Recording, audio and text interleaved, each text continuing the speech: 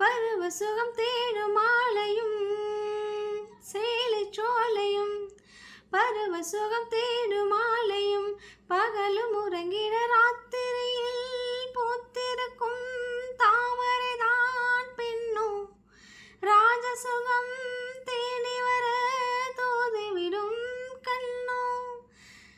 மாங்கனிகள் தொட்டிலே தூங்குதடி அங்கே மன்னவனின் பசியார மாலையிலே பரிமாற வாழையிலை நீ தெளித்து போடடி என் கண்ணே வாழையிலை நீ தெளித்து போடடி என் கண்ணே நாதசுரம் மோதும் வரை நெஞ்சில் இன்னும் கொஞ்சம் பொறுமை அவசியம்.